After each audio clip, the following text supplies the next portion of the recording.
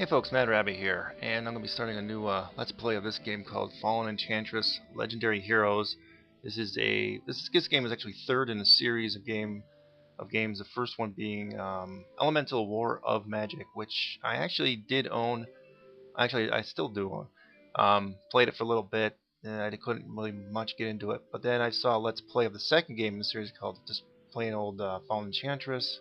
It was interesting, so I said, well, I'm gonna keep an eye on it on Steam, and if it comes down in price. And there was a Steam sale recently, so I saw the sequel to it, which a lot of people were saying is even better than the original, um, the Legendary Heroes one. It's basically almost exactly the same as Fallen Enchantress, but with some new kind of tweaks and stuff to it that make it a little bit more interesting, I guess. This is from Stardock Games. And I've played many of Stardock games before. Um, I guess the most notable one would be Galactic Civilizations 2, which I'm hoping to do a Let's Play of someday on here, but we'll see. I sometimes turn-based stuff doesn't get too much reaction on the channel, but I enjoy it. Version 1.50. I did have some time played, so I'm sort of new to the game. So if you're looking for an expert playthrough, no, you're not going to get it here. Turn-based, I almost swore off turn-based games about 6 months ago. Just had a really bad streak of it, both on here and and just playing on my own. So yeah, sorry. So without further ado, let's get going on this new game. I just like playing just a kind of a generico kind of game. Unfortunately, I'm having a lot of glitchy issues. Every so often, the textures won't load for some of the in-game models on this screen, like when you're looking at the leader screens, and sometimes the thumbnails. But most of the time, it's okay. Last time around, I played Lady Irane, mainly because as I was watching a tutorial and a Let's Play on this from another channel, the fact that she has stealth actually makes it very good for beginners, because I don't want to like ruin. Well, I'll try to explain it. I don't want to ruin it for people, but for those that have not played the game before, you're starting off with your champion, and it's like Civilization though. Also, it's like in that you have like cities, you establish cities, you send pioneers out to establish more cities, you build certain buildings and whatnot, but also around the environment are monsters and stuff too, and you have to encounter them with your champion and some of the troops and stuff. So this stuff all comes into play. These abilities for each one. It's different for each leader, and they actually do play quite differently from my understanding from when I was watching on the other Let's Play and some of the tutorials I was watching recently. But this is very much geared towards a beginner, mainly because when you have stealth, you can actually bypass a lot of the enemies that may threaten your kingdom or something, but you still have a small chance of encountering them when they're wandering, if they accidentally randomly walk on your character or something. The rest of them really don't have that. There might be one other that had stealth. I can't remember which one it was. But they all pretty much play differently. I can't remember. I remember this one was sort of like a dwarven in a way, where they concentrate a lot on armor. And some of these other ones are more based on magic, and so you might have weaker troops or something. So I think I'm going to do Lady Irane again in the Kingdom of Tarth. And there's actually two kind of factions within the factions itself. Basically, there's Kingdom factions and there's Empire factions. I don't entirely understand the story behind it. When it says Empire or when it says Kingdom, like I would probably more. Well, I think that the computer AI maybe kind of allies more.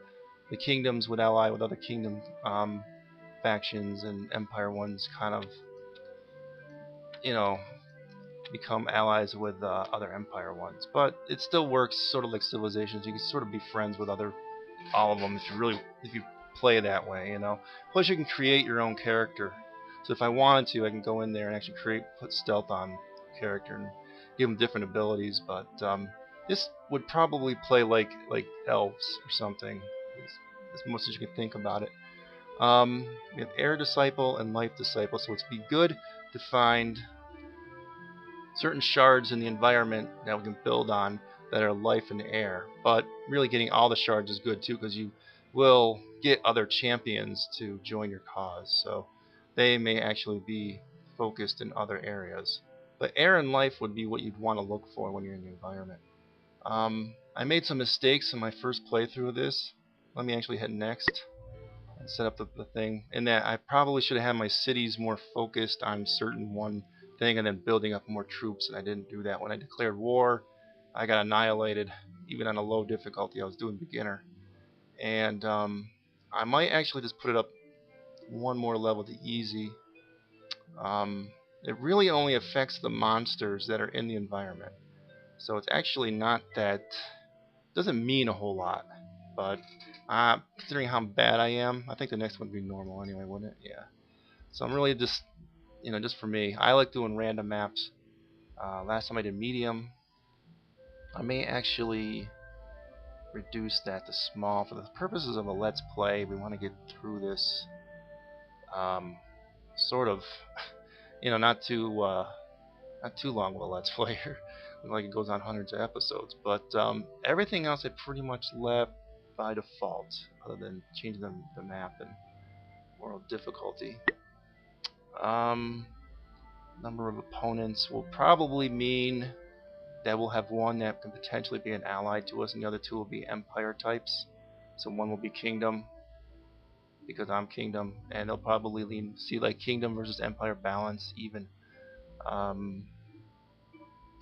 Let's see. So I will probably leave all the conquest and all these victory conditions on. Although, let's see, enables players to win by forming an alliance with all players in the game. That's interesting. But Master Quest, spell making. All right. Well, without further ado, I'll hit play. I'll pause with this. Okay, and there's a little short blurb here, which there's actually some verbal dialogue. I let that go, and just a quick review of what you have. Monsters will not attack this player's units. No movement penalty over it, so you actually have a very fast-moving army compared to a lot of the other ones. We get some unique bows and stuff for further down in the research tree. So archers will be pretty good later on. I never really got to that point in my previous playthrough. Same thing with masterwork chainmail. We will not get plate mail, as it says here. So that's interesting. And we do get some more unrest, because I think it's like the kingdom's a little bit more unstable than maybe perhaps some of the other ones. To show you the map here, you start off with her, and you get a small contingent of forces. We have 2 spearmen. Well, actually, 1 spearman, 1 militia. I will sort of explain a few things. As you see here, there's a medium Black Widow army. You can actually select on it. When it says medium, that's like sort of like their threat level. You can kind of gauge whether you're going to be able to take them that way. Probably in this Let's Play, I will probably be saving the game before each battle, and if I lose in a pretty pathetic or pitiful way, I may actually restart some of the battles. So I guess maybe to some people that might be cheating, but I don't really care. I really don't. Now, our leader, Lady Irane, has a one-time only ability to settle. Basically, your first starter kingdom. Probably a good idea to pick a nice spot on the first turn, maybe the second turn. And as you see here, these little things, these icons over each kind of square. The first one is food.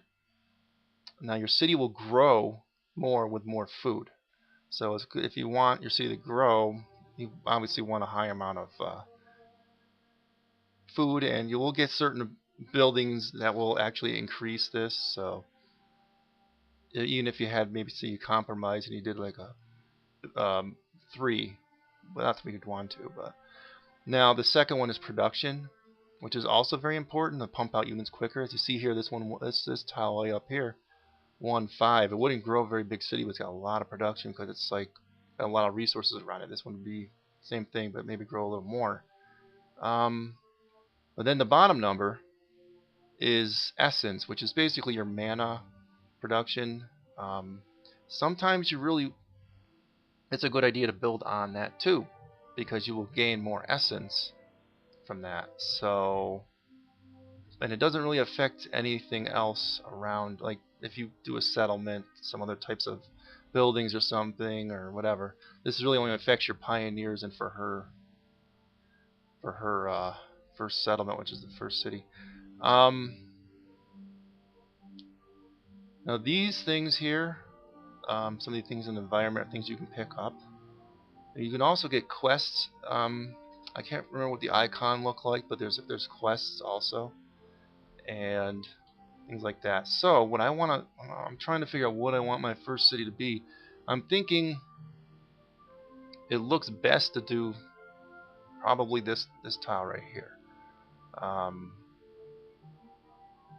because obviously I think I want this city to grow. So 4 is probably what I want. Plus it's got 2 essence, so one of these 2 tiles, and since I want to probably be closer to some of this stuff up here, like the iron ore. And more, well, I got a lot of iron ore around the area, which is good, but I didn't really use it a whole lot in the last playthrough, so I'm not sure how useful. See, the iron ore is much more useful for that one that's a little more like the industrious one, that's a little more like the dwarf. So I think I will take this spot. Settle. This will be our first city.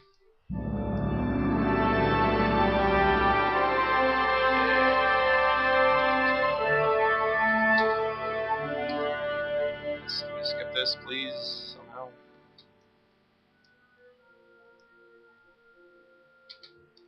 Hello? Okay, gotta use the mouse. Brilliant. Okay, so let us actually click on our city. So our city is right here, and the units are here. As you see, little Z's here. The city is sleeping, meaning there's nothing building, there's nothing training. So the first thing we'll do, we do have some gold, 50 gold, but we're losing gold right now. We have a tax rate normal. I mean, I don't think I'm going to mess with it. Nothing's researching at the moment. We'll go into that in a minute. That's the faction powers. We meet more factions. We'll see like a relative kind of comparison for point value of if you're ahead or behind them. I actually got quite far ahead the last time I played. And that's when I declared war, thinking, "Oh, I'm really powerful," but I wasn't. I got my butt ass handed to me. So, all right, let's see. Let's go look at the city details. One thing to keep in mind if you're attacking a city, that they have, even if you don't see units in it, like when you click on it, there's usually a little panel here, and you'll see what units are in the city. But all the cities actually have also built in, depending on their level, militia units and stuff. No, I thought normally this would. Alright, close that. Light. Oh, no wonder. That's underneath. Okay. I thought maybe they'd be able to mouse over this. But anyway, you can see all your things here. Your unrest actually affects taxes and your production rate and all that. So unrest sometimes is something you want to get down. And as you build cities further and further away, it grows. So I think there's a similar aspect to that in, I forget, it might have been Civilization also, but so it is what it is. As we get more buildings, we'll get our improvements down here, and our queue is empty currently. So I am probably, let's go take a look at the buildings. I'm tempted to just build this, but no, they won't let you build that yet. That's further on the research. I forgot about that. You can get the ability to actually rush a building or a building project or a training project with gold. But I think you need to research that, so I can't do that right now. Monument would expand our area of control by +1, so our borders would actually be outwards by 1. But when the city grows, and it grows pretty quickly anyway, it'll expand on its own anyway. This will give us fame. Now, fame is important in the sense that you will get more champions quicker. That's certain. I think there's another faction that focuses more on the adventure aspect of it, and so the fame would come quicker for them. I think the Stardust would be the cleric gets rid of unrest and adds some fame also per round, I think. But we're gonna start off with a merchant. That's really the only option we got, mainly because we're bleeding gold or Gildar, as they call it here. We're bleeding right now money, so we will build this. Done. Now you can actually, I don't have it set up this way right now, but you can actually place it. We might be in a bit of trouble because we're a little too close to our life shard here. But once we get shard harvesting from research, we will want to build on this right away. So these two things we can get with our army. Just select on it. If you want to select individual units to remove from the army or leave around, you can select them individually, or you can use a control and like select 2 of them or whatever. But I'm going to use her to pick these things up. This will maybe give us some more interesting things. We can beat the valuable item.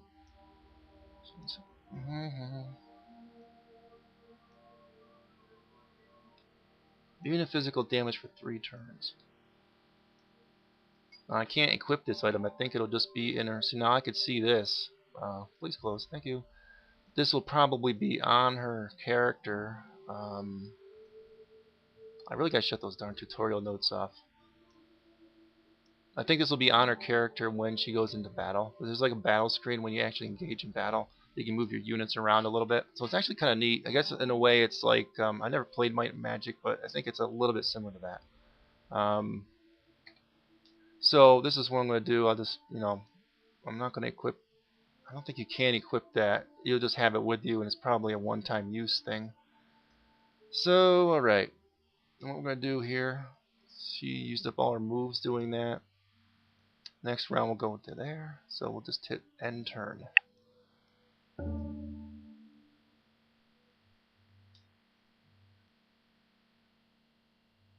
Now that we are acquiring knowledge, we can focus on learning lost technologies. Now we can research.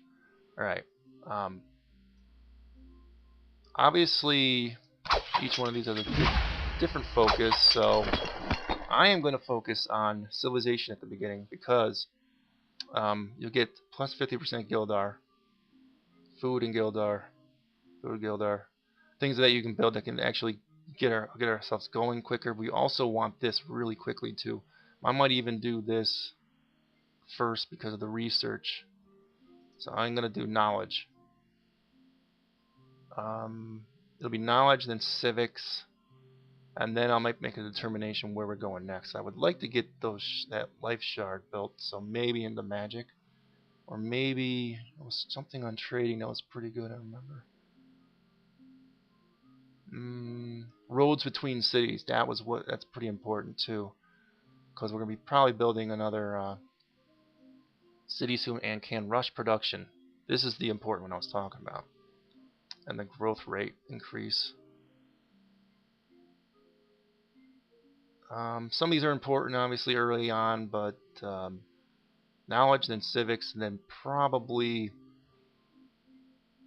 trading and administration. But I might jump to magic in between here. So I don't think I can build on this yet, can I? No. Alright, so you go to abandoned caravan. Okay, you can just automatically equip it. Sometimes I don't like to do that, and I want to look at the stats first, because sometimes they'll take away from other things, but equip anyway. Take a look. It doesn't take away from nothing, so it's good. Cold resistance and some small amount of defense, so alright. Alright, we're aware of this. So these are like little notifications will come up there.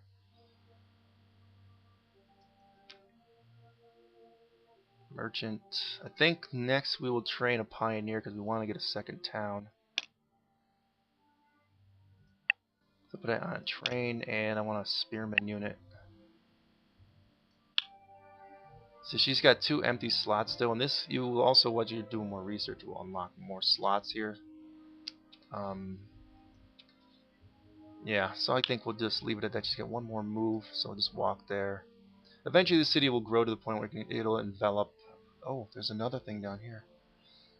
I'm wondering if I have to take out these spiders or not. No. Yeah, alright, well. Please hide tutorial pop-ups, come on. Alright, well, this is turn, end turn.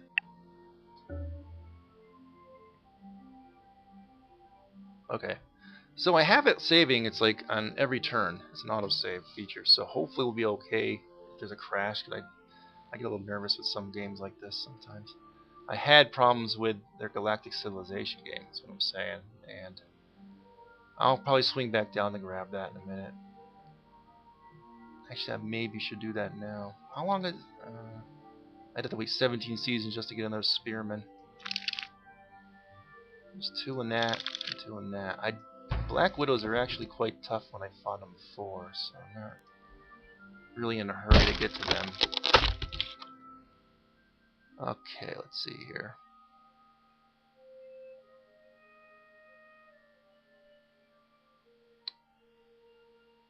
I don't really know what that is.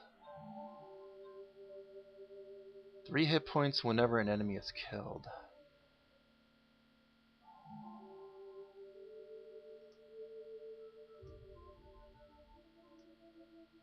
Yeah, you can't equip that potion. I thought maybe you could. I guess I'll equip it anyway, because you'll actually regenerate some health when you kill things with it. So that's fine.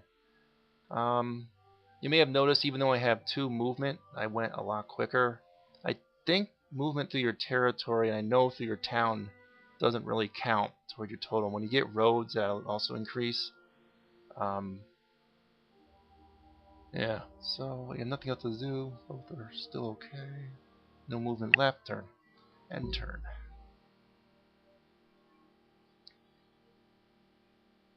Alright, we want to head back up. City's still building, so we'll just keep ending turn here. Okay, so, do I want to try this? It's risky, we might lose a unit, and I really don't want to lose a unit yet. Black Widows can be quite tricky though, so I will pause the recording when I'm going to save before every battle, so you'll be seeing a little bit of me saving and whatnot. So I'll pause when I do that.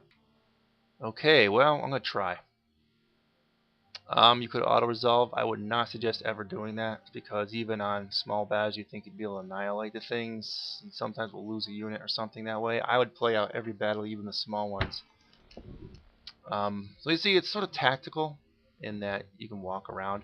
I think she's going to ranged attack, but this is sort of like a right here.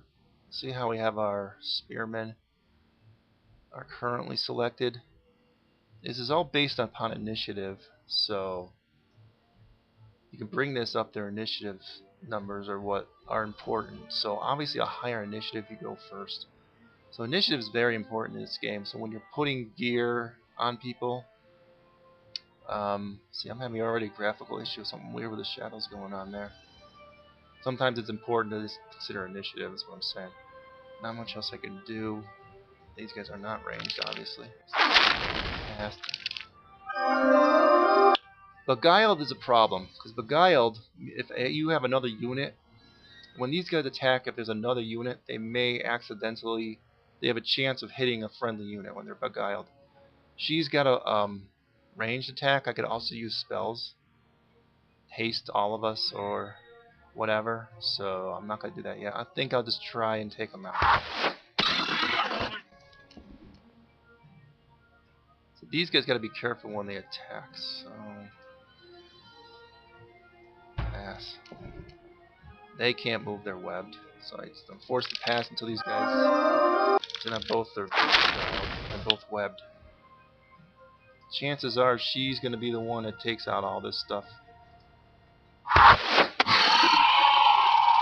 dead. I think my volume's a little too high here, so I apologize. Next episode I'll do some tweaking with the volumes and whatnot, so they're not webbed anymore. Usually that lasts 5 turns, I thought. Pass. They can't go, so they just must pass anyway.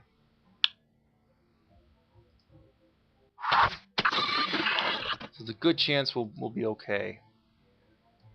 Crushing blow. Good. You get experience for all your dudes, so you want to try and keep even your your regular soldiers alive. The champions, when they die, they actually don't die. They will go back to the city. Now you get to choose a path here. Last time I chose assassin. I liked it for her. It worked pretty good. There's some like you can actually make champions to just stay in the cities and actually help that city grow. Or you can focus on magic or just warrior stuff, defender. I did defender with one guy. I didn't like it too much because I was using him out in the field a lot. But I think he was sort of forced to go that route. I don't think they gave him much of a choice. I don't remember. I think I'll stick with assassin for her. So now that we killed that unit, we can go on this spot and loot it. But that'll be next turn. We really didn't take any damage, thankfully. So, end turn there. Alright, this city should be now building our troops. Select it. The pioneer, and then the spearmen, because they finished that building. And you can queue up a bunch of things, as you can see here. I know the buildings I want to do. Not enough population to make more pioneers right now. Pioneers can build more another city, but they can also do make an outpost, which expands, which is sort of acts a little bit like a city in that it has like a border around it, so you can take control of things with the outpost as well. So we'll move into here, take whatever's here. Robes. See, another thing is, I'm not going to equip them. I'll take a look at that.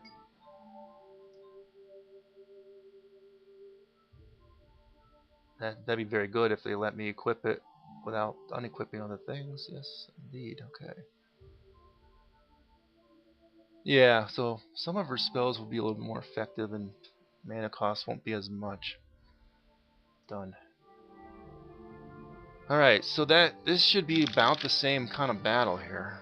Unless there's something different about these guys.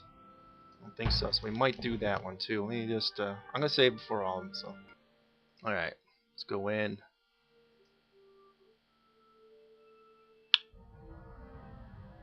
So you can see here, sometimes there's obstacles in the way, so each of the battlefields is a little different.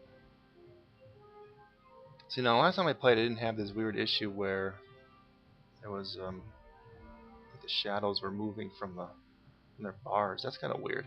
Huh. That's what we got here. Spearmen. They got an interesting move called Impale if these things were lined up, like either next to each other or diagonally. So you'll see that. Spearmen, I really like them. You can still use it. Double Strike I don't so much like because you have it. Well, you hit twice, but minus 20 accuracy for both hits. Which sucks.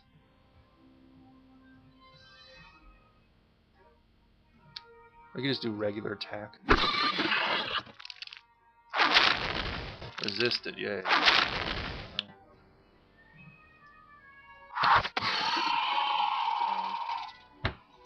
See, then the mana here is gonna. She would use that mana from our kingdom mana, basically. Oh, and another thing I forgot to do. I will show you in a little bit here. And also, you can cast spells on towns, so or on your cities too. So that comes into play for that. I think I'll move him down here. One-shot at him. That's awesome. Second level. She's level 3. Awesome. Well, let's see here. Oh, okay. She leveled up. Now you can choose skills from this or the assassin tree. Plus 15% potential. Sometimes really, really good to get that because you level up a lot quicker. You can get better spells if you research these. They all, well, this is good too. Healer for your units will heal quicker when they're with you. Initiative's very good. Again, a lot of this stuff's very, very important, very good. Dodging, very good survival skill. I think initially we'll do. the experience boost. So we'll be getting a level a little quicker. So here's the thing. I was on. Remember when I established the city? There was 2 essence basically on it. So that means you can see these little half circles here. You can actually cast spells on the city. So you go down the spells and city enchantments. There's all of them. Let's do city ones. So we can do 2. But as you see, the mana cost is for this one here. 40. So maybe we'll just. I don't know if do I want that one. Plus 1 essence. Plus 1 mana per essence in the enchanted city. The units that are built here get plus 1 initiative, which is important, you know. Plus 2 Gildar, which could help us out with the financial situation and the growth of the city. So I'm going to do propaganda, and I might have to wait a round or 2 until I get more mana to do this one. Then you have to select the city. Yeah, we're down to 30. So let's see, plus 2 per turn and units plus 2. So I don't know. I'll have to wait a few turns here. Pioneer won't be coming for a while. I'm not really sure where to send a Pioneer as of right now. Oh, okay. I think this is a quest. Now what would happen here, even though I know it says medium, that it basically you wouldn't really be fighting something here. Sometimes you do fight them right on the spot, but sometimes you don't. What is this? The iron ore is now under our control. We grew a little bit. Apparently we can build that right now. So that will be in the queue behind those things. Although metal probably isn't really that important. So if I have to move these things around, like if I have something else I need to build, like I really need to, I might forego doing the iron mine for a while. I think I'm going to end this episode. This one a little long. So we'll pick right up from here next time. So see you next time.